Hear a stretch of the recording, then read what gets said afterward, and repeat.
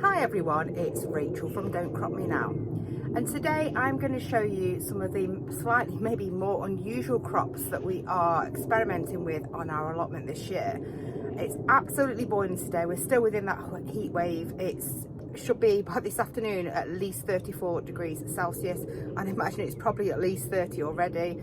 Some of the plants that I will show you are more tropical plants, and so they actually may well prefer the heat, not like me who does not prefer this heat because it's absolutely boiling. But let's see what we've got planted on our allotment and how they are doing in this weather.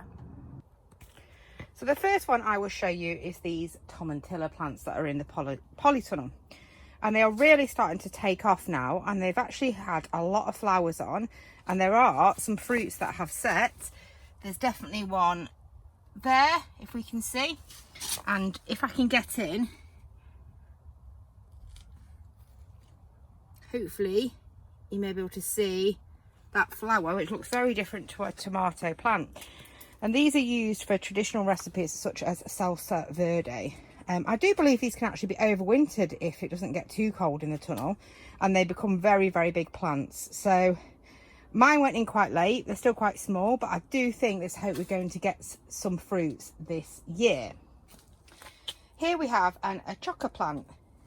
That is a bit like a cross between a sort of green pepper and a cucumber. I have grown these before. We didn't get too many fruits because it's a little bit late in the season. And again, this one is quite small really. But if we continue with this weather, then who knows? So I won't keep that one there in that tub. It will need more support than that, but it's just there just so it's out of the way really. And another one we've got is Cucamelons. As I believe people have done quite well in the UK with these. They're sort of like a cross between, as the name maybe suggests, a cucumber and a melon, and that's starting to take up now. I don't mind if it starts to climb up that door a little bit really, because we don't tend to open that side of the polytunnel. So that's two things that are a little bit different. In the background we've got a number of Luffa plants which you can use to make your own bath sponges, so they're starting to grow quite well as well. So who knows, we may get some if this weather continues.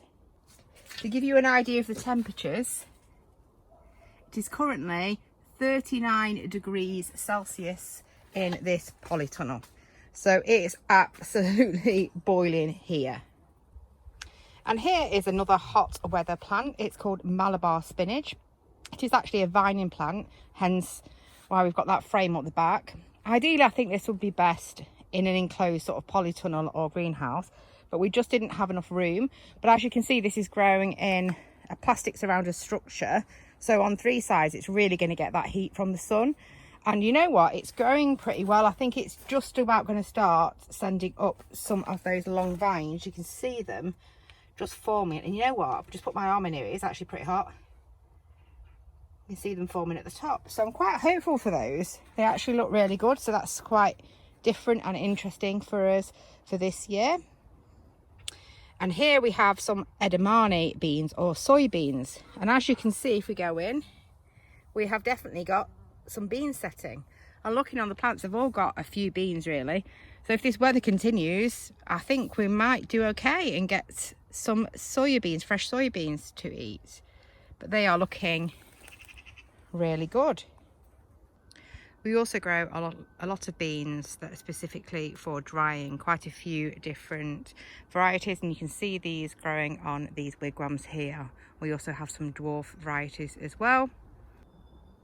And this one is a round gourd plant, which has started to flower and looking quite good, and it should just grow up that trellis and probably over the top of that compost pile. So a gourd plant is similar to a squash plant, same sort of family. They're not really grown much in the UK. We were given these seeds from Mothin from my family garden, that they used a lot in traditional Bangladeshi cooking. So let's see how this turns out. It's certainly starting to grow okay now. So I hope you did enjoy that quick look around really at some of those more unusual plants that we are growing on our allotment. We too still tend to grow all those traditional vegetables because this allotment predominantly feeds us for the majority of the year. We sort of rarely shop.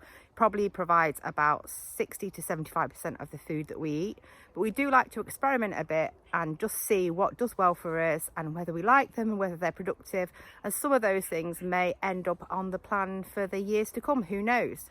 So if you've enjoyed the video today, please like, comment and subscribe. It only takes a minute, but it really helps our channel. Take care everyone, bye.